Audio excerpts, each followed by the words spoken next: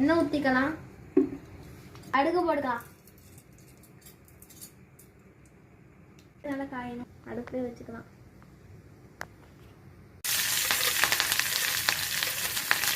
கிண்டி விட்டுக்கலாம். உடைச்ச கோதுமை ரவை போட்டுக்கலாம், கிண்டி விட்டுக்கலாம்.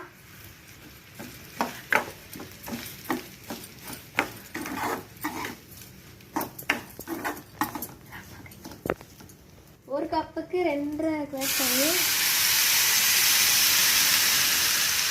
இன்னும் எடுத்து ஊற்றிக்கலாம். ஒரு கப்புக்கு 2 கிளாஸ் தண்ணி.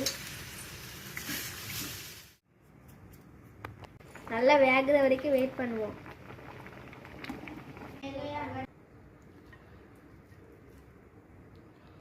உடைச்ச கோதுமை ரவை ரெடி ஆகிவிட்டது. சுவையான கோதுமை ரவை ரெடி ஆகிட்டு அடுத்த வீடியோ பார்க்கலாம். Bye guys.